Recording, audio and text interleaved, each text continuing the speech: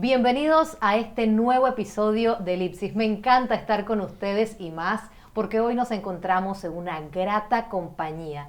Hoy estamos con alguien que se ha destacado en diversas artes, en la música, en el cine y también en la literatura. Y segura estoy que si les doy una pista sabrán de quién se trata. Si digo la palabra Angelorum, sé que saben quién es. Hoy está con nosotros el famoso escritor Eduardo Verdurmen. Bienvenido. Gracias por la invitación. Bueno, un honor estar aquí.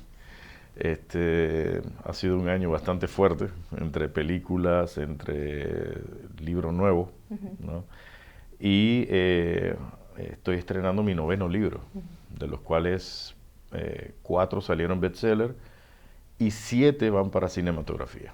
Como estamos hablando para el otro año, en marzo, con el grupo de Netflix para Rex Angelorum, que es la trilogía, y convertirlo en 2 temporadas o 3 temporadas. O sea, todas esas negociaciones están en camino. Estamos con Guillermo del Toro, con Neyrat, la posibilidad también de llevarlo al cine. Aunque no es el tipo de películas que él hace, pero ha sido un año bastante interesante. Estamos viendo a ver las posibilidades de llevar todo a cine y estamos convirtiendo cada libro en un guión final. Nos alegramos mucho por esos éxitos que, bueno, has tenido en diferentes artes, pero que como que la escritura te ha llevado a tener, digamos, espacios que tal vez no te imaginaste en algún momento, ¿no? Bueno, hace muchos años, estamos hablando en el 86, yo era el cantante del grupo Cuarzo. Muchos no saben esto, pero Chica en la Playa, y me imagino que muchos van a quedar porque eso fue bastante fuerte. Hacíamos conciertos de miles de personas y demás. En ese momento pensar que iba a ser un escritor era una total locura, o sea, no, para nada. Es más, todavía antes de Rex Angelorum 1 no había ninguna posibilidad de que yo fuera a escribir un libro. Rex Angelorum 1 nace a raíz de que yo soy guionista de varias películas, incluyendo de una serie de televisión que se llama Condenados, ¿no? 14 capítulos que trabajé para, creo que fueron, no solamente había una temporada y algo que salió. Y se me presenta la oportunidad de hacer un guión para España, me acuerdo que era para la red Ibermedia, de algo de ficción que no pasara de 80 páginas. Era prácticamente un largometraje corto, ¿no? De estos de 45 minutos. Yo patinando en el causeway me tropiezo con una señora, una anciana como más o menos 70, 80 años ya. Y cuando yo freno, porque la señora se me pone en medio y me abraza, y yo, esta señora la conozco, digo yo, ¿no? Y me dice, ay, te encontré, y me agarra los cachetes, y yo, que esta es tía, esa es mi tía, ¿no? Cuando la conversación arranca, yo me doy cuenta que es totalmente otra cosa. La señora, y que, fin, te encontré, eres mi arcángel Uriel. Cuando te vayas a terminar de convertir, por favor, acuérdate de mí, que he sido tu fiel. Y yo así, uy, ¿qué hago? Porque a todo esto mis hijas están preguntándome, ¿qué está pasando? Sí, Claro. yo no sé. Sí, señora, me voy a acordar de usted cuando me convierta en arcángel, no hay ese problema. Y me da un beso y la señora se va. Y mis hijos dicen, no, señora cree que eso yo no, yo no voy a tener ningún problema. Me imagino que tú Pero impactado y no me quedé extrañado, impactado, ¿no? y extrañado y todo lo demás. Me imagino que ese tiempo yo no tenía barba, tenía el pelo largo, y se me veía como un ángel tabello, no sé qué pasó. La cosa es que entre el tiempo que fue pasando, yo dije, ¿qué sucede si hay una persona entre nosotros que es un arcángel real? Y se me viene la idea de Angelorum, no se llamaba Rex Angelorum en ese tiempo, ¿no? Y creo un guión de 80 páginas que va para Madrid, España. Habían 8 copias que terminan yéndose para allá, cae a manos de Ibermedia, pero les llegan 7. Entonces dice Eduardo, nada más enviaste 7. No, yo envié los 8, están todos contados. Alguien ella dijo, no, es que me interesó el tema y lo llevamos a una editorial. La editorial me llamó a las 3 semanas. Señor Verdurmen, sí, queremos saber el libro de Rex Angelorum, ¿dónde está la adaptación? Y dice, no es una adaptación, es un guión de 80 páginas y ya. ¿A esto no es un libro? No, señor. ¿Y usted no está interesado en hacer libro? No, señor. No. ¿Y por qué no te interesó hacer libros? No, porque en ese tiempo yo filmaba mucho, no tenía tiempo, llegaba muy tarde a la casa, nunca había hecho un libro, los guiones eran lo mío, era muy rápido haciendo guiones, así que no tuve ningún interés. Después cerramos ahí, no pasó nada, ¿no? Como a los 2 meses me llama el dueño de la editorial. Me dice, mire, le ponemos 2 editores en Panamá, de España. Usted escoja 2 profesores de literatura que usted quiera y le ponemos 2 editores más en Madrid. 6 personas para hacer el libro. Yo llamé a mi esposa, le dije, ¿qué piensas? Dice, bueno, ¿por qué tienes que perder? No es verdad, nada, ¿no? Se apunta el profesor Ríos Torres y Neco Endara, que son literatos fuertes, pero se hace una propuesta muy extraña, o sea, por parte de la editorial. Dice, ¿por qué no escribes los libros cinematográficamente? Como si fueran guiones de cine, pero llevados a escribirlo, no literatura per se. Yo le dije, suena interesante, vamos a intentar hacerlo. Entonces le empezamos a escribir como una película, narrado como una película y todo lo demás. Y en esa parte tal vez te sentías más cómodo porque había sido, había estado en guiones mucho tiempo, ¿no? Sí, me sentí bastante cómodo, pero me molestó un poquito porque estuve 3 veces a punto de salir de ese mundo porque fue bastante fuerte el hecho de regresar a la escuela. Yo llegaba a trabajar cansado, esta gente me llamaba, me decía, oye Eduardo, hay que corregir esto. Era tarea, ¿entiendes? Tarea, yo tenía años, ¿no? Esa tarea. Yo, bueno, empiezo a escribir todas las correcciones, lo mando, al día siguiente voy a trabajar, regresamos, ya sabía que tenía que irme hasta la 1 de la mañana a seguir escribiendo, pero llegó un momento en que me empezó a gustar la idea, me empezó a gustar a tal punto que yo tenía en ese tiempo, no existía nada más que una grabadora de ese 64, entonces las ideas más claves del libro venían en momentos muy raros, estabas haciendo ejercicio, y de repente, ¡ping! Chuleta. Y se agarraba la grabadora y empezaba a grabar. Y posteriormente, después, que los celulares ya tenían grabadora, ya yo en una reunión, por decir, tengo una llamada urgente, por favor, tengo que atenderla, denme en 5 minutos. Me iba a una esquina y decía, fulano mató a tal, y iba contando todo lo grababa. Y ya en la noche llegaba con material para seguir escribiendo y dándole. Entonces, cuando eso empezó a ocurrir, los españoles se retiraron a Madrid, quedé con los profesores Neco Endara corrigiendo todo a nivel ya de acá de literatura, ellos corregían a nivel cinematográfico y el libro tardó 3 años en escribirse. La parte 1, ¿no? La parte 1. Bueno, después de 3 años dije, lo logramos, por fin va el libro para afuera, y dice, no señor, vamos a empezar la edición. Yo, ¿qué es eso? Vamos a eliminar partes que no nos convence. Eso a mí me puso un poquito nervioso, porque yo dije, ¿quién determina eso? Déjenme a mí hacer eso, por lo menos. Bueno, te damos un chance para que lo haga. Yo reuní a mi papá, mi mamá, mi tío, mis hermanos, todo en una sala grande que ya se habían leído el libro como 2 veces. Dice, ¿cuál es la parte que ustedes creen que deben eliminar? Dice, este capítulo entero se va. Y este capítulo no lo queremos. Y eso, lamentablemente para mí eran los capítulos que más me habían tomado. Pero esos eran capítulos muy militares, con armas muy específicos. Entonces, claro, a la lectura aburría. ¿No? Para una película era increíble, pero ya a nivel de libro no. Entonces, sin efectos especiales no tenía el mismo sentido. Es correcto. Entonces, ¿qué sucede? Que tenía que empezar las adaptaciones de cinematografía, pero también viendo el punto de literatura. Era una combinación muy extraña.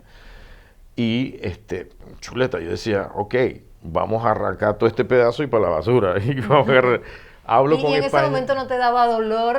No, digamos, claro que sí, a mí hasta lágrimas me salían porque eso era un trabajazo, claro. ¿No? Hablo con España y España me dice lo mismo. Me dice, oye, más o menos coincidimos con eso. Hay algunas otras cositas, pero son eso. ¿Qué te parece? Yo, no, ya la arranqué. Bueno, pienso que la cosa había terminado ahí. Entra la gente de logística, de balística, y me dice, tienes varias armas erráneas. Y dice, pero ciencia ficción, es ficción, o sea, ¿cómo así? Ok, tienes un Magnum con 32 con silenciador. Yo, ¿y cuál es el problema? Dice, el Magnum es un revólver. La explosión va hacia atrás, el silenciador no hace nada. La bala es tan potente que agarra el silenciador, sale disparado para todos lados, te mata a ti, mata a los que están alrededor, y la persona que querías matar, no le das. Yo dije, niño, pero ¿cómo iba a saber yo eso? Entonces nada, empezamos a corregir, aprendí mucho de armamento, vareta, etcétera, para que salía cada arma. 6 meses más trabajando en cambiar todo el armamento del libro. El libro llegó a terminar, creo que en 2009. Pasó un caso en España que fue la recesión económica. Ellos entregaron los derechos y lo absorbió la gente de Nueve Signos en ese momento. Nueve Signos, dije, ok, vamos a hacer el lanzamiento, vamos a seguir todo normal. Vamos a hacer un lanzamiento aquí en Panamá el 10 de agosto en la librería tal, con vinos. Eso fue en 2009, ¿no? Sí, con vinitos y todo. Yo decía, no, yo soy publicista, a mí no me gusta llevar eso así. Yo lo voy a llevar a pantalla grande con un trailer, a todo meter. Voy a hacer póster de cine y la editorial estalló. Dijo, no, es que eso no se hace así, Eduardo. O sea, sentimos mucho el hecho de que tú conoces cinematografía y demás, pero los libros no se manejan de esa forma. Y yo me impuse, dije, no, yo quiero hacerlo de esa manera y lo voy a hacer. Entonces me dejaron solo.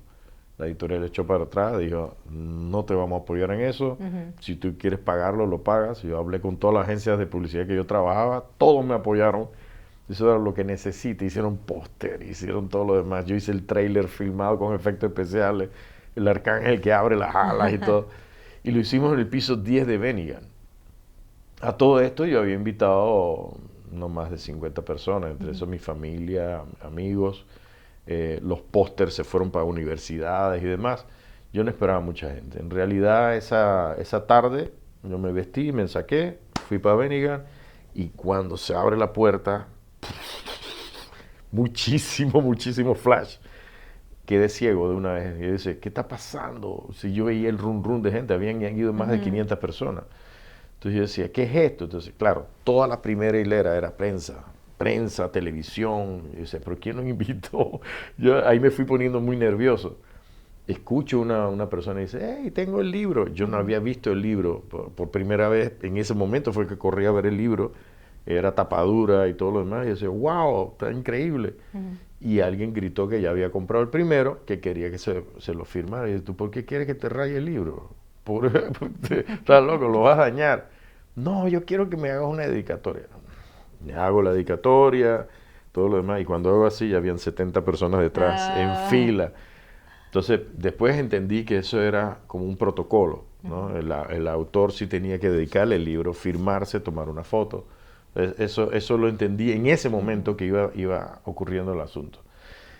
Yo agarro y termino la conferencia, se prenden todos los televisores, se lanza el tráiler, ya la gente quedó, me imagino que fue como muy impresionada y dijimos, bueno, fue un éxito, nos fuimos a comer con la familia, bueno, ya, primer libro y listo, pues terminó. Yo pensé que ahí había muerto todo.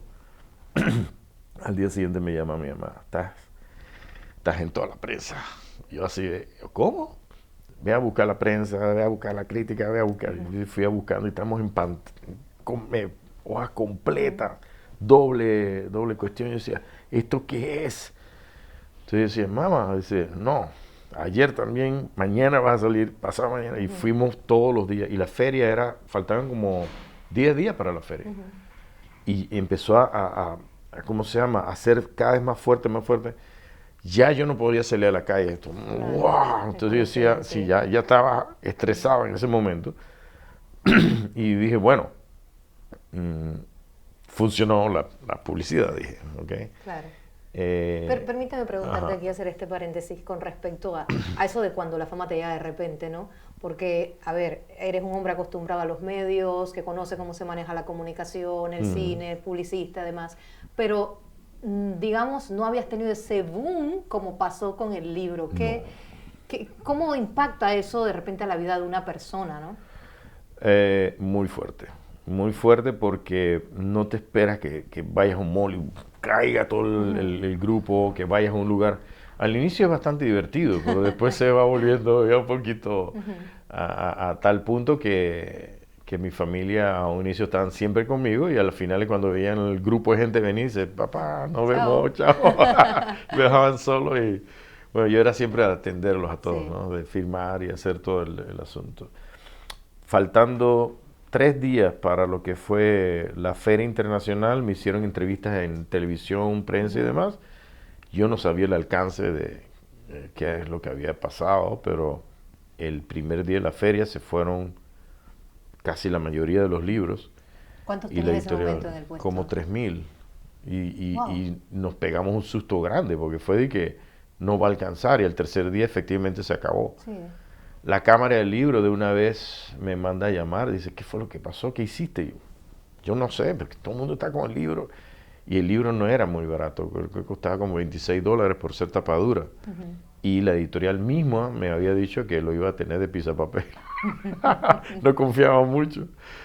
Bueno, el libro se vendió, ya lo demás es historia, ¿no? Ya quedé como que, ¿qué fue lo que pasó aquí? Entonces empecé a tener reuniones con muchos escritores, le dije cuál fue la metodología y actualmente hasta la fecha de hoy, después de 13 años, más de 13 años, el método conceptual de cómo hacer una presentación es la que yo hice.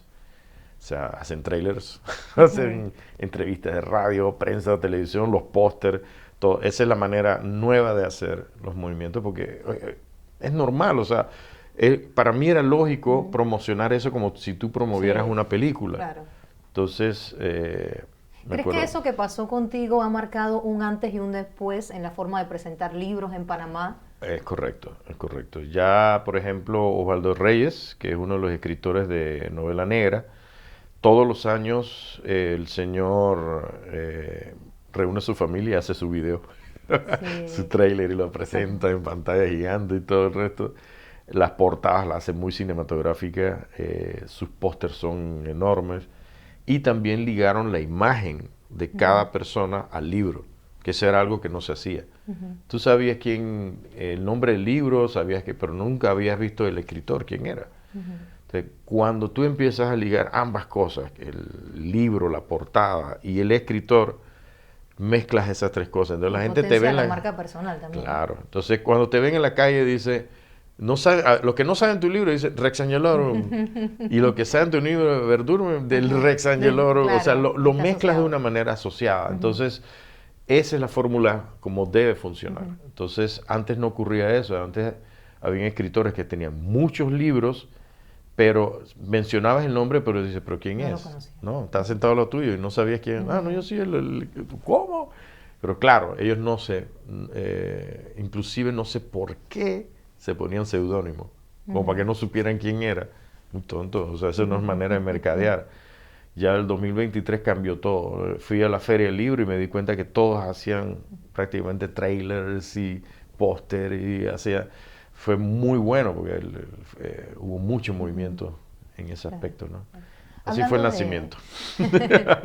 Y hablando de estos vínculos que tú mencionas, estas sinergias que a veces hay que hacer, definitivamente la literatura está, en el caso tuyo, muy ligada al cine, ¿no? Sí. Y casi todas tus después producciones, por ejemplo, Neirat que mencionabas, no sé si también, creo que todas las otras producciones literarias están ligadas a una posible producción cinematográfica. Es que ese fue el principal fundamento de crear el libro de manera como guión. Sí. Era eso. O sea, tú agarras uno de los libros, por ejemplo, Neirat, capítulo a capítulo viene siendo un capítulo igual para la película. Okay. Se puede filmar tal cual está ahí, ¿no? ¿Cuáles actualmente ya tienes producidas a nivel cinematográfico? Todavía están en proceso. Los Fantasmas de Annie es la que va para el otro año. Eso lo dirijo yo. Acabo de sacar uno que se llama Sebastián, que es una precuela del libro. La muerte de Sebastián hasta que llega a la mitad, que se conoce con Annie, y ahí se convierte en spin-off. Spin-off es la misma historia, pero narrada desde dos puntos de vista.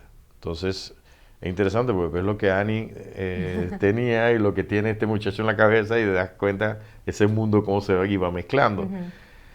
¿Qué pasa? Que yo me encontré con muchachas que venían a buscar el libro de Sebastián. Me dice, yo me leí Annie cuando tenía 15 años. Y yo decía, ok, ahora tengo 25. Yo, Dios mío. El libro pegó demasiado duro. Annie fue después de Rex and Yellowstone, el éxito más fuerte que se tuvo, ¿no? A tal punto que habían nenas, entre los 12 y 18 años, la juventud fue la que absorbió eso. Y habían niñas que, sin mentirte, o sea, se leían el libro 12 veces. Había una que se lo leyó en 6 horas, no sé cómo hicieron. Y el año pasado me llevé muchas sorpresas, como por ejemplo las primeras páginas del libro tatuadas en el brazo. Y ya, y yo me fui como que dice, dime que eso se va con jabón. Dice, no, este es para toda la vida. O sea, Claro. entonces mi esposa sí me dijo, ten mucho cuidado con lo que vayas a escribir porque mire cómo está Claro. empezando a afectar. Entonces es una responsabilidad bastante fuerte. Yo En le dije, ese sentido, claro, hemos visto que tus libros han impactado en los jóvenes, que de algún modo les gusta mucho la fantasía. Ahora con la Feria del Libro de este año, pues hemos visto también ese interés en la fantasía, la ciencia ficción, ¿no? ¿Qué crees que hace que la juventud esté tan ávida de la lectura, pero específicamente de este género? es simple, la vida cotidiana es bastante normal, todos los días estudiar, todos los días matemática, todos los días lo mismo. El entrar a un mundo de fantasía, un mundo diferente, te quita el ambiente que tú tienes para entrar a un mundo de ese tipo, ¿no? Más que nada cuando es una historia de amor o una historia que tenga que ver con ese tipo de fantasía. Voy a hacerte un resumen de Annie. Annie es una niña de 14 años, vive en la ciudad, los papás son veterinarios, tiene mucho dinero, pero se tiene que mudar 2 años al interior del país. Ella accede, se va para allá y el primer problema que se encuentra es que no hay internet, no hay nada. Claro, los papás tienen mucha plata, pero el papá le dice no puedo hacer nada. O sea, lo único es ponerte un satélite después, claro, pero ahora mismo no.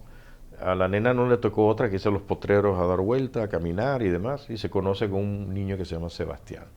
Sebastián es un campesino de la misma edad, tiene los ojos azules, mezclado con europeo, es divino, es el niño más lindo que te puedes imaginar.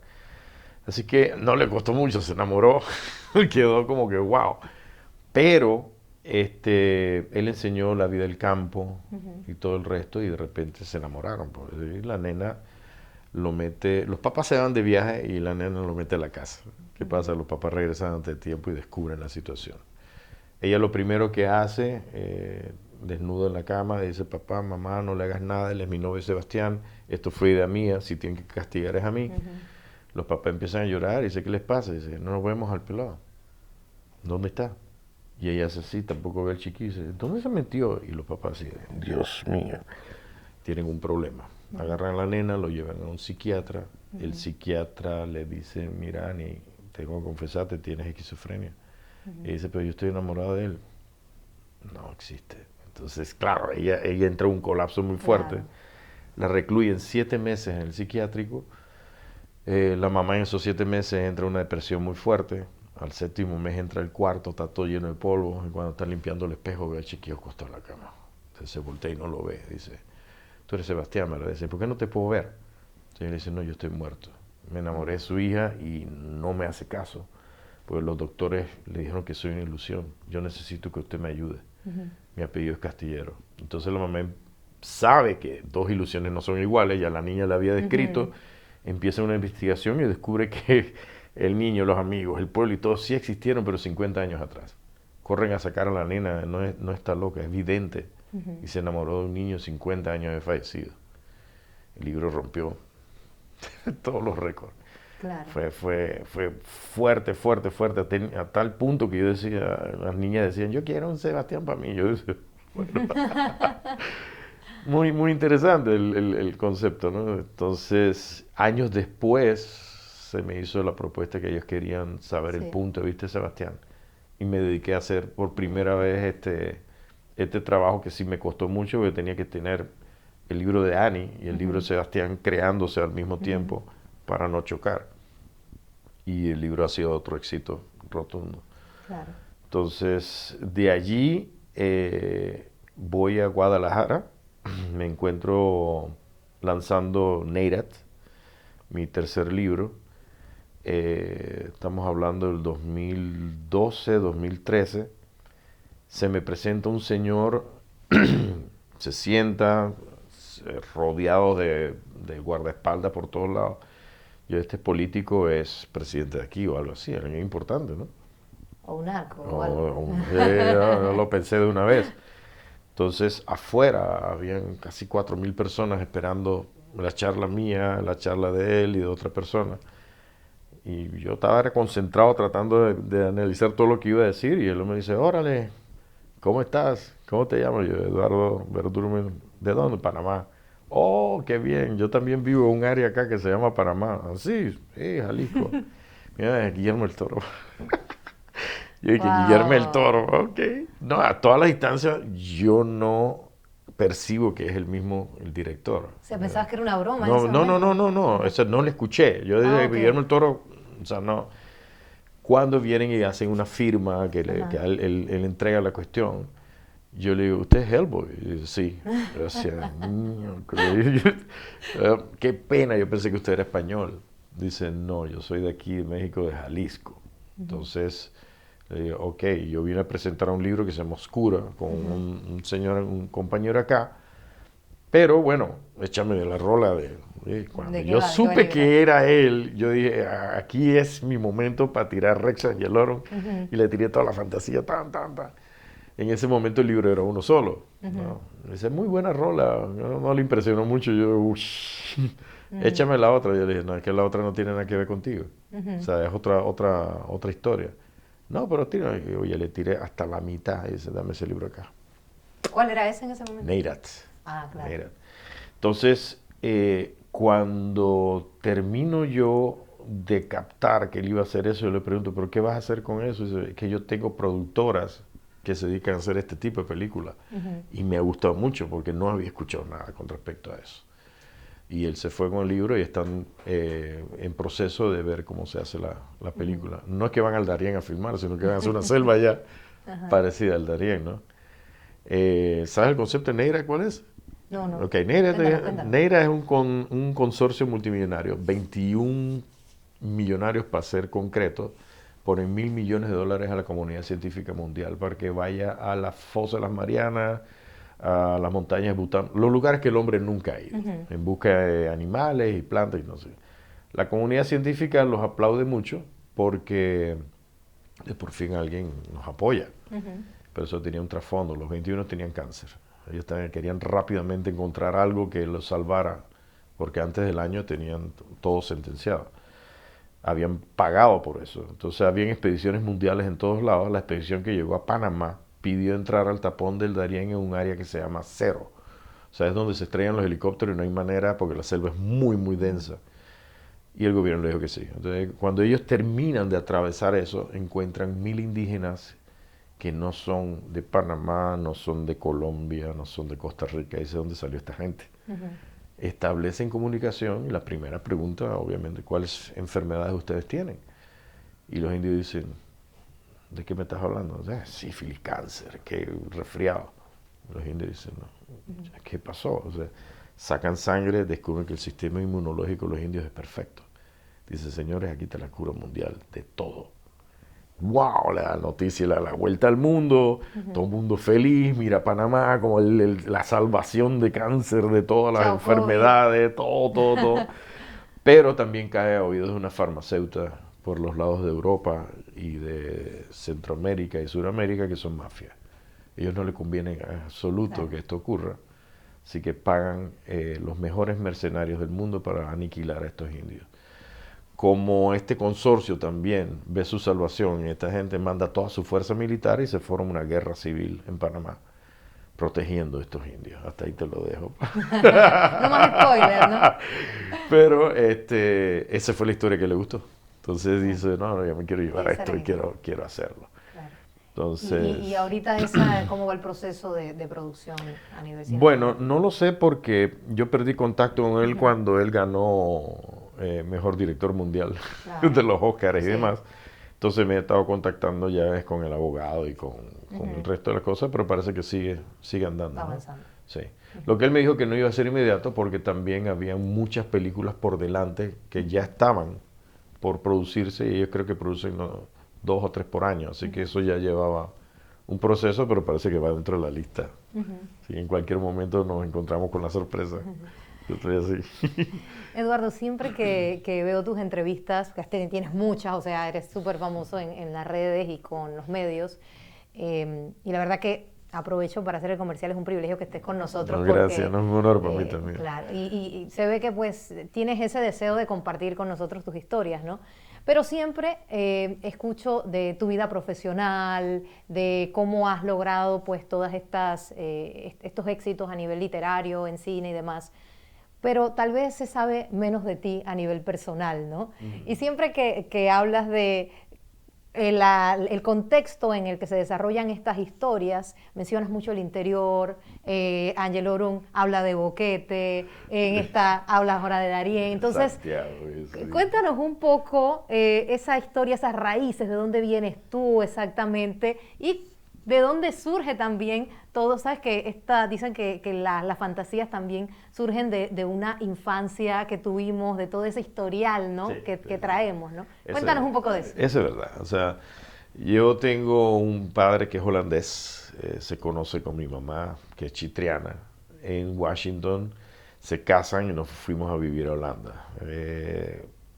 Para mala suerte de mi mamá, ella es 18 bajo cero por mucho tiempo, y ella viene de un lugar donde el calor es todo el tiempo. Así que mi papá toma la decisión de venir a vivir a Panamá y aquí ya conjuntamente con 3 hermanos más nos quedamos toda la vida por acá.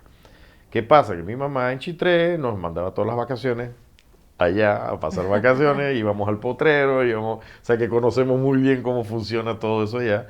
También tenía una tía en Santiago que íbamos por los lados de Calobre, La Yeguada, recorrimos mucho de eso. Y me acuerdo que, por ejemplo, en Chitré, cuando íbamos a los lugares del potrero y demás, siempre estaban 2, 3 señoras que eran las que contaban los cuentos de terror y nosotros siempre nos poníamos, pero al final quedamos todos aterrorados, pero era como una fiebre. Todos los viernes íbamos y escuchábamos y escuchábamos. Entonces, todo eso se te va quedando, se te va quedando. Entonces, también tengo familia en Boquete, iba por allá. Entonces, recorrí mucho de eso. Y mucho de eso lo puse en mis libros, ¿no? Por ejemplo, lo de La Yeguada prácticamente es lo que pasa con Annie. Lo de Chitré, las partes de Rex Angelorum que se llama Brujas, causó una sugestión muy, muy intensa entre todos los lectores, a tal punto que yo cuando entré al foro, yo decía, ¿pero qué es lo que está pasando? No, que yo estoy leyendo Brujas y me sale una sombra por aquí o me jalan el pie. O sea, creó una sugestión increíble y no era la intención de ese capítulo. Pero después me di cuenta que sí querían hacer, tener ese tipo de lectura, y que ahí creé Los Fantasmas de Annie y El Punto Secreto, que son dos historias muy, muy aterradoras. Lo que fue Brujas de Rex Angelorum, resulta que son un conjunto de varias cosas que pasaron en Chitré, de los cuales, por darte un ejemplo, un campesino sube al caballo, el caballo empieza a sudar, se dan cuenta que hay unas brujas que están alrededor, entre la oscuridad. El caballo lo llevaba siempre a su casa solo, todas las veces. Esta vez el caballo se perdió y empezaba a dar vuelta y empezaba a dar vuelta. Entonces ya él sabía que era una bruja. Entonces el caballo le dio tanto miedo que se le viraron los ojos y cayó muerto. Entonces él cayó y sabía que las brujas estaban ya a punto de agarrarlo. Él empieza a rezar y cuando abre los ojos está al frente de su casa. Cosas así, la gente sí lo conoce, pero de chiquito. Entonces te causa ese tipo de reacción porque son historias que tú escuchas. Claro. Bueno, en Brujas yo aumenté toda esa cantidad y lo lancé sin ningún tipo de reparo y sí causó mucha sugestión. Pero casi a través de los años me di cuenta que eso es algo que ellos buscaban, o sea, los lectores. Queremos sentir ese miedo, queremos ese terror. Y creo Los Fantasmas de Annie. Los Fantasmas de Annie inicialmente era una historia súper terror, tal punto que yo se lo entregaba a mi esposa y si no dormía en 2 días, estamos hechos. Pero se convierte en una historia de amor. Al final termina Annie enamorándose de una persona fallecida y él rompe la barrera de la muerte para estar con ella. Entonces ya la cosa se convierte en otra cosa y los lectores lo ven como héroe, o sea, quieren una persona como él. Lo bonito que él detalla el amor entre ellas y todo el resto de la cosa se convierte prácticamente en un libro de culto, por decirlo así. Entonces, año tras año, Annie es casi el libro más vendido entre los jóvenes. ¿Más que Angel Oron? Más que Angel Oron. Angel Oron tiene su grupo de gente. Inicialmente Angel Oron era un solo libro y la fanaticada me presionó durísimo para poder sacar la segunda parte. Yo le decía, ¿pero por qué? Si ya el libro está sellado. Ya, eso era. No, ellos dicen, no, aquí hay una ventana, léelo. Y yo lo leo y dice, sí, puedo seguir por ahí. Y lo seguí. Sacó Rex Angel Oron, la versión de Rafael. Y una vez que terminé ese libro ya sabía que había una tercera parte. Entonces, esa tercera parte sí me agarré un par de años porque investigué mucho entre los lectores cómo querían terminar la saga de Rex Angel Oron y tomé muy en cuenta cada detalle de miles de lectores que me decían no puede faltar esto, no puede faltar esto. Armé lo que más estaba entre todos ellos, estudié el libro, estudié los lugares y todo lo demás y creo Rex Angel Oron 3, que es el cierre de la trilogía. Tenía todo lo que me pidieron, entonces, claro, no se decepcionaron. Fue como que, wow. Pero sí, ese ha sido desde el día 1 hasta la fecha, más o menos como un libro por año.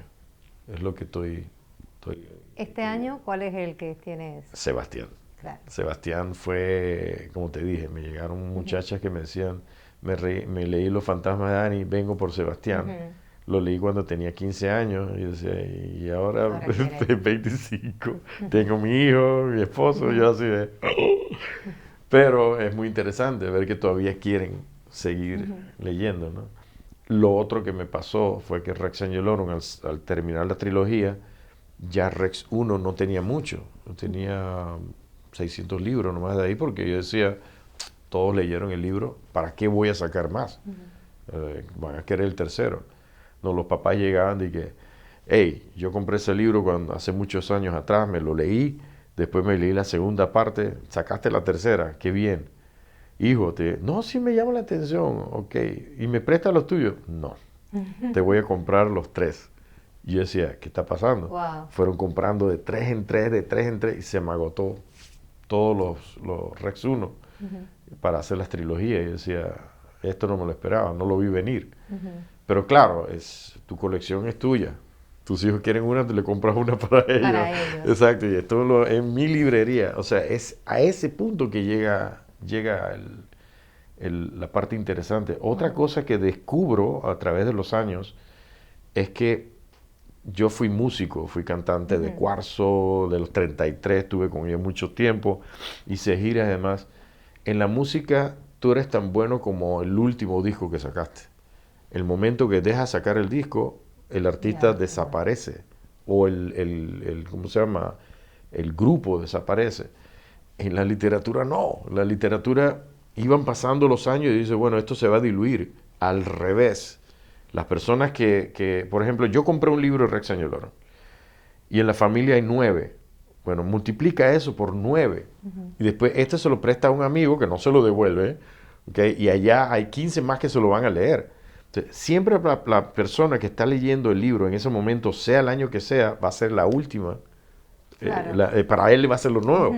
Y cuando te ve, te dice, wow, Rex Angel Oron. Yo decía, fue hace 9 años. Pero siempre va a ser lo novedoso. Entonces, claro, se mantiene más vigente, ¿no? Perdura más en el tiempo. Dura más en el tiempo, prácticamente se convierte inmortal, porque pasan de generación en generación y los libros no se detienen. Entonces, puedes tener un libro de hace 20 años y se lo pasaste a tu hija lo acaba de leer Y dice, ¡ay, el autor! Sí. Aunque ya no se ve así, pero corre para que te firme o lo que sea, porque acaba de leerse el libro y le maravilló. Y ese libro tiene 20 años. Entonces es muy extraño. Cuando yo escucho personas que vienen donde mí y dicen, me leí Rex Angelorum, y Rex Angelorum tiene tanto tiempo, y los ojos le brillan como el primer día que hace 10 años que yo veía eso. O sea, eso es una sensación bastante interesante, ¿no? Y lo he visto ahí y lo he visto en la pintura. O sea, por ejemplo, personas que pintan una obra muy interesante pueden morirse y la pintura Claro. sigue. Eduardo, para los años, mencionabas el tema de la música, que estuviste en bandas de rock y esto, para los años 70, 80, puede ser que fue como tu época en ese momento. Sí. ¿Cómo la música de algún modo influye? Claro, vamos, en el cine evidentemente, ¿cómo influye también en la literatura que has escrito? Bueno, en ese tiempo eran mis primeras fases de escritura, por decirlo Sí. así, ¿no? Era ya un poeta en ese O sea, tú momento escribías las las canciones en ese momento. canciones, sí, tenía que hacer la letra que rimara y todo, era Ajá. mi primera.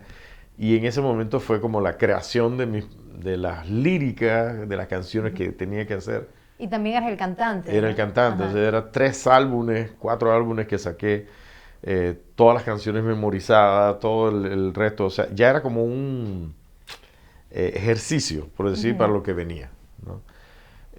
A mí me gustó siempre el cine para mí me apasionaba demasiado, pero en ese momento no existía cine en Panamá. Si tú querías cine tenías que irte a cualquier otro país, en Panamá no, ni siquiera, era incalzable el sueño, ¿no? Te Y entonces daban. estudiaste publicidad a falta de Estuve en cine. publicidad, exacto. En publicidad había algo que decía cine. Y Lo yo más cercano era eso. corrí y no era historia del cine. Entonces no era lo que yo buscaba, ¿no? Sin embargo, sí había un grupo de 5 muchachos que era lo que nos reuníamos todo el tiempo para armar nuestro propio grupo para hacer películas. Sí.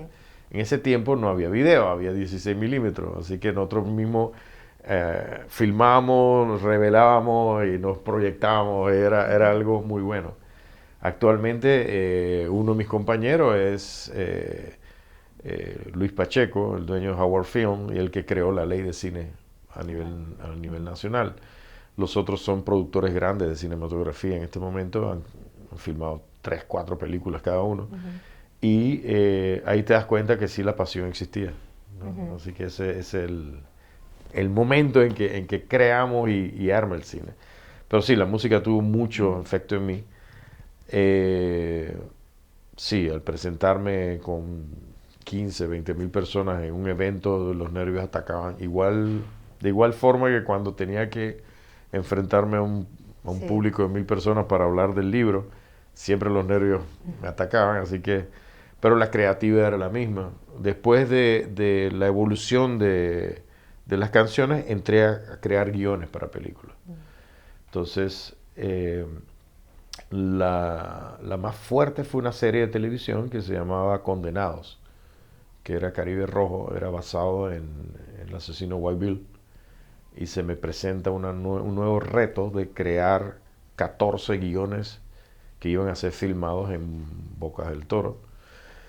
Y yo decía, uff, ¿será posible que lo pueda hacer? Entonces ellos me dijeron, es que tus libros están narrados en cine, nada más escríbelo. Bueno, los 14 guiones lo logré entrar y se filmaron las 14 que salieron en televisión, están en internet y en todos lados. Después escribo 3 guiones más para películas que fueron filmadas aquí en Panamá, de presupuesto más pequeño, ¿no? Y entro ya como director y efectos especiales, al igual, bueno, la película tuvo 3 directores, 4 directores, entre esos efectos especiales para Causa Justa, que fue la invasión de Panamá. En ese momento se nos presenta un reto grandísimo, que eran 4 meses en el Chorrillo, con helicópteros, con soldados, con explosiones, muchos efectos especiales. Era como Hollywood Pero Causa Justa vendría a ser como una película panameña que más utilizó los efectos especiales Es correcto. recientemente, ¿no? Es correcto. Claro. Y que por primera vez tenemos el apoyo de Netflix por 3 años para poder sacar. O sea, usted busca en Netflix Causa Justa y te sale de una vez. Y ahora mismo lo tiene Corea y Japón. Entonces, como que la película ha calado bastante bien, Sí. entre todos. Pero sí fue una experiencia bastante fuerte para nosotros porque obviamente la logística de manejar 200 soldados en medio de una guerra y después ponerle fuego a las balas y todo, fue muy nuevo, ¿no? Pero ya nosotros más o menos teníamos experiencia cómo hacerlo. Entonces la evolución del cine en Panamá ha sido bastante buena, mucho más rápido de lo que yo pensaba. Eh, bueno, han salido películas de terror, han salido películas de todo tipo y esperamos que en un momento dado alguna de estas películas llegue a trascender afuera ya a nivel mundial. En estos momentos, a nivel cinematográfico, ¿en qué proyectos estás trabajando? Yo estoy en Los Fantasmas de Annie, estamos terminando guión para presentar el otro año y ver si arrancamos preproducción para filmar. Más o menos los presupuestos sí son un poquito altos porque para una película de ese tipo 1.5 millones es lo lógico para poder filmar, porque tenemos que ir al interior, tenemos que crear una casa, tenemos que incendiar, tenemos que armar un pueblo en un desierto, creo que va a ser Sarigua, tenemos que movilizarnos ¿cómo se llama?, a la yeguada, o sea, hay muchas cosas que hacer para que la película quede bien, ¿no? Claro. Lo otro es una guerra que yo tuve con los productores porque se quiere filmar en video. El problema con video es que tienes que tener mucho cuidado porque yo vengo de una época donde se filmaba con emulsión de plata, 35 milímetros. El look que te da una película es muy distinto a lo que das en video. A tal punto de que si tratas de filmar El Señor de los Anillos con una cámara de video convencional, vas a tener un behind the scene o vas a tener una buena telenovela. O sea, no se ve cine. No se ve. Entonces, las cámaras de cine que han evolucionado en este momento se llama Red y está la Alexa, que para mí todavía entre la Red y Alexa todavía se preparó más para poder tener sensores a nivel de plata. Entonces tú pones una película filmada en 35 y lo que te filmó una Alexa es exactamente igual. Ya ganaste el 70% porque es cine. Después colorización y demás y efectos es otra cosa. Y yo quiero filmar mis películas con ese tipo de tecnología. Así que es más costoso todavía. Es un reto. Claro. Y Netflix tiene sus requisitos específicos, ¿no? Sí, sí, sí. Sin embargo, nosotros filmamos con Red. No me acuerdo cuál de la serie de la Red. Se hizo una buena colorización y ellos aceptaron bien. Claro, cuando mandamos la primera copia, dicen, no señor, corrección de color. Nos mandaron una serie de cosas por corregir. Añadimos un par de escenas que eran de unos francotiradores que estaban matando a unos norteamericanos que quedaron enterrados en el lodo. Hicimos toda la cuestión y ya Netflix nos los aceptó. Entonces quedamos bien. Es verdad que en Panamá el cine en estos momentos está trabajando bastante, cada vez hay más profesionales que están sacando sus producciones. Sin embargo, siempre hay una crítica justamente relacionada con lo de Netflix, que nos cuesta tal vez llegar a esas plataformas, nos cuesta que nos vean fuera, o sea, hacer producciones de forma internacional. ¿Tú qué apreciación tienes al respecto? Bien, el primer concepto que tenemos como problema es que Netflix es una plataforma netamente comercial, ¿no? Y las películas que normalmente hacemos en Centro y Suramérica son prácticamente de directores de autor. Claro. Entonces, rompen con muchos esquemas. No es que esté mal. El asunto es que si tú quieres hacer un zoom 10 veces para alguien, para decir que bueno, o hacer una toma muy larga para desesperar a alguien y caminar, no es lo convencional. Entonces Netflix te lo va a poner en un lugar específico para ese tipo, pero ya a nivel comercial no va a ser así. No. Entonces, tenemos muchas producciones de ese tipo. A nivel comercial no es tanto. Ves que ya es más desde el punto de vista del director. Y cuando las personas entran, por ejemplo, el mismo panameño entra a ver la película, se queda como que ¿esto qué es? Ay, no es lo que yo normalmente veo, ¿no? Entonces sí habría que hacer un poquito más de ese tipo con historias profundas, con historias verdaderas, pero a un ritmo y una filmación más comercial. Entonces también tenemos muchos problemas con que filmamos bien, pero el sonido no quedó tan bien. Entonces te rompe ese asunto.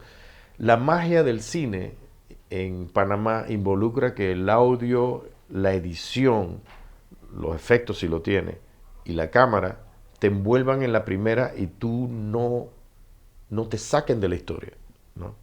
Pero, por ejemplo, te doy un ejemplo, o sea, estamos aquí viendo la película panameña, está muy bien, la persona sale esto, wow, increíble, y te sale un Superman de repente y te lleva y tú no sabes qué pasó aquí. O sea, te saca del asunto. Y muchas cosas te pueden salir mal. O sea, por ejemplo, estás viendo la película y de repente un zoom de estos tipos coreanos o chinos a la cara con todo hierro y tú dices, wow, ¿qué pasó aquí? Entonces, se queda mirando todo el mundo, te sacó de la película. O de repente está la persona conversando y en la siguiente escena se subió el nivel de audio 20 veces. ¡Boom! ¡Wow! Te saca. Eso suele pasar mucho con el sonido. Sí, porque, o sea, tenemos que trabajar eso todavía. Tenemos que trabajar. O sea, los muchachos que están tomando la cinematografía todavía no tienen mucha experiencia. Entonces, tienen que dedicarle mucho cuidado a ese tipo de cosas.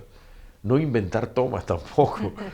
Porque, mira, hay una película que se llama Panamá, que lo hizo para Mel Gibson. Lo pueden buscar en algunos lugares. El director es norteamericano, sin embargo, la cantidad de errores que el hombre comete es aterrador.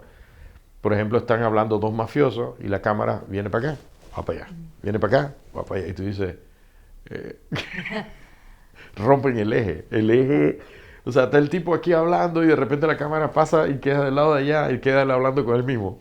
Y tú dices, ¿por qué? ¿Por qué hace eso?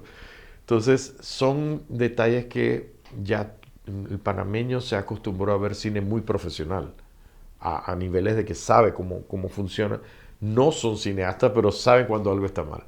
Entonces, cuando algo le rompe el eje o algo sale mal, lo sacas de la historia para preguntar qué pasó, qué sucede, regresan y pierde esa magia, pierde la magia de estar adentro.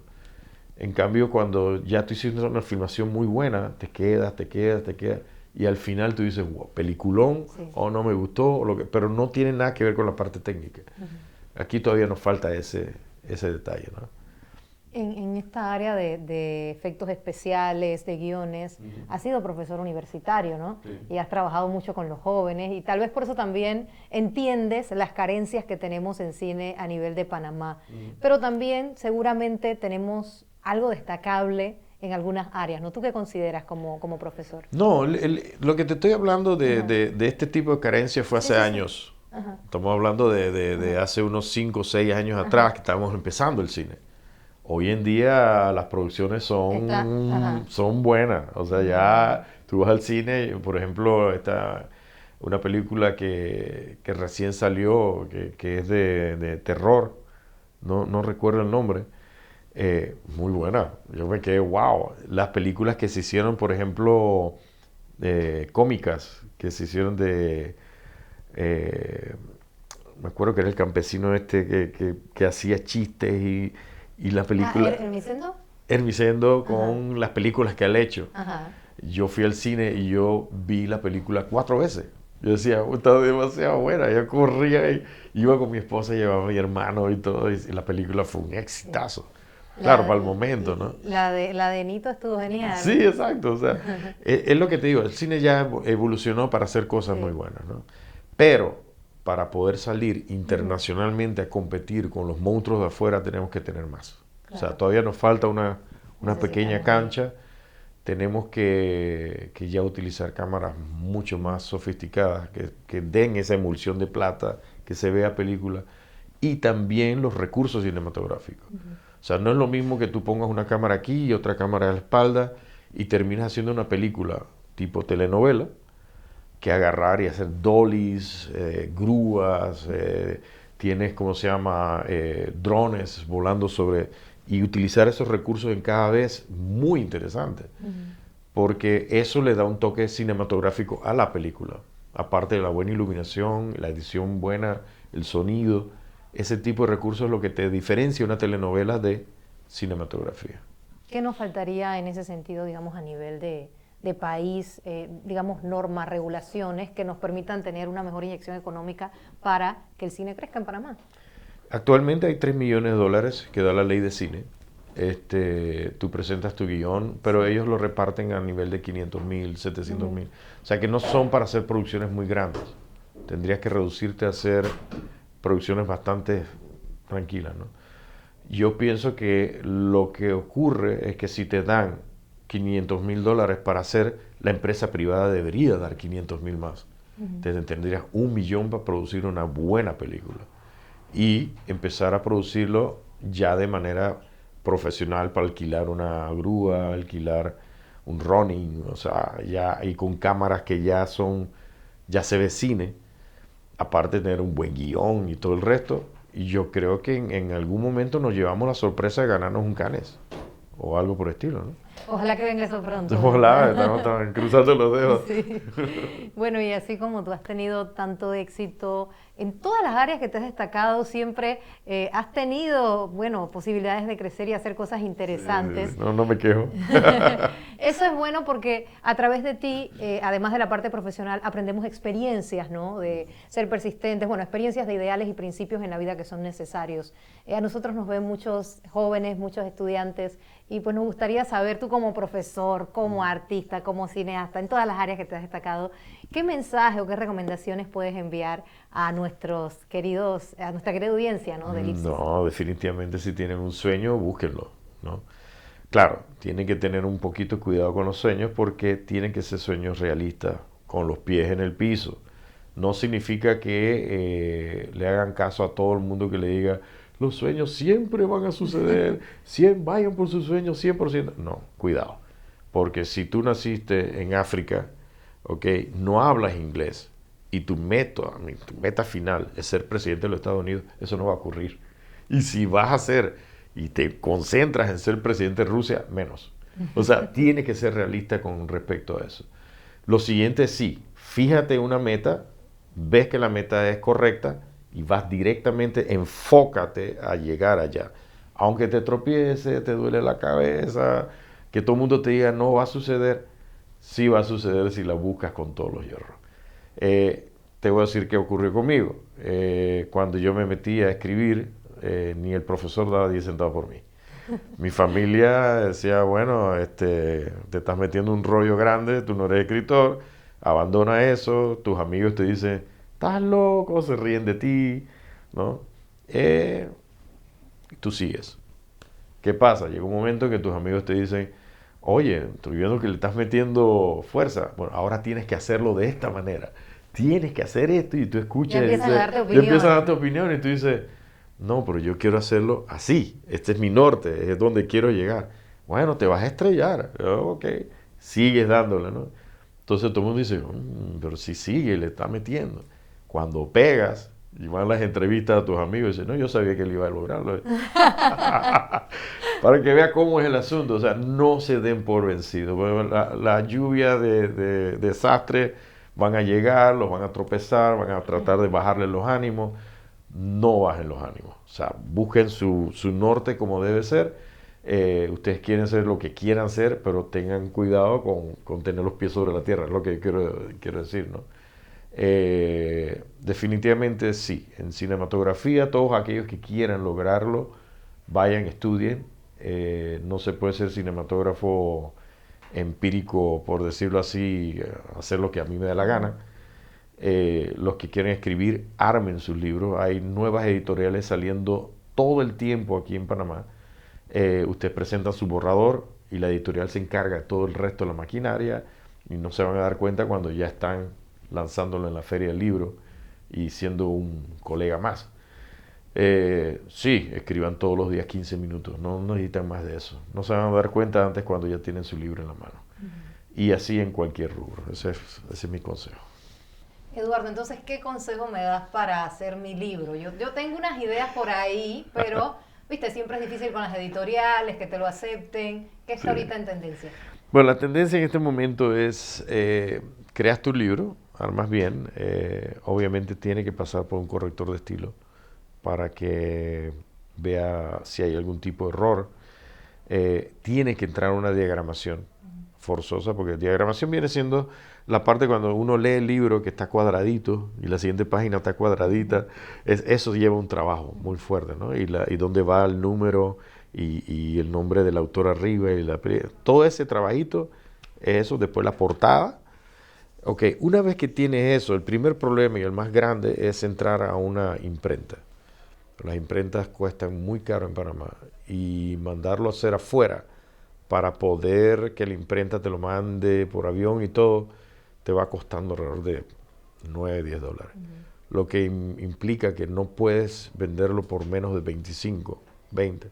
Y ya eso no, ya las personas sí se sienten un poquito con eso. ¿Qué es la tendencia en estos momentos? Amazon. Amazon están agarrando, arman libro, lo mandan a Amazon. Amazon dice, ok, perfecto. El libro físico, nosotros construirlo y dártelo, son $5. Entonces tú dices, wow, ahí hay una variable grande. ¿Cómo me lo vas a mandar? Dice, hay dos formas, marítima o por avión. Por avión obviamente es mucho más caro, te llega más rápido. Pero si te quieres esperar un mes y medio, 2 meses, te llega en barco, te cuesta $100, la cantidad de libros que quieras, y tienes un libro que te va costando $6, $7, y los costos entre $10 y $12 ya es rentable. Ya te lo compra estudiante, o sea, es muy, muy bueno hacerlo. Y le ganas también. Y le ganas también. Entonces, ¿qué ocurre? Que en la Feria del Libro nos encontramos ahora con profesionales de literatura, todos mandando a buscar sus libros por Amazon y vendiéndolos acá. Muy bien, es perfecto. Y de excelente calidad, ¿no? Excelente calidad, es muy bueno. Aparte de eso, que una vez que lo metes en Amazon, también tienes para lanzarlo mundialmente. Argentina, todos los países que quieran. Ellos, yo quiero un libro de Amazon en su máquina saca un solo libro y se lo manda a la persona en España, donde sea. O sea, es una ventaja muy fuerte. Entonces, ese es mi consejo para los nuevos escritores. Verdurmen, muchas gracias por estar con nosotros. Nosotros nos ha encantado poder compartir contigo esta ocasión y ojalá vengan otras cuando ya saques tu nueva novela 2023. Sí, sí, Aquí sí. estaremos con mucho gusto para entrevistarte, saber más de ti y que nos des muchos tips de cine. Claro que sí, claro que sí. Yo espero que para ese momento ya esté estrenando Los Fantasmas de Dani. Entonces Así que ahí te traemos cuando ahí estrene va. Los Fantasmas de Annie. Claro, y presentamos, no sé, algún tráiler o algo. Será genial. Dale. Es un honor para mí que me hayan invitado. Les agradezco mucho. Bueno, compartir un poquito la experiencia de todo lo que ha sucedido. Y sí, quedo a la orden para ustedes siempre. Aquí también Elipsis siempre a la orden para ti. Gracias por acompañarnos y a nuestros queridos amigos de Elipsis, gracias también por estar con nosotros. Nos vemos en una próxima ocasión con otro invitado especial. Hasta la próxima.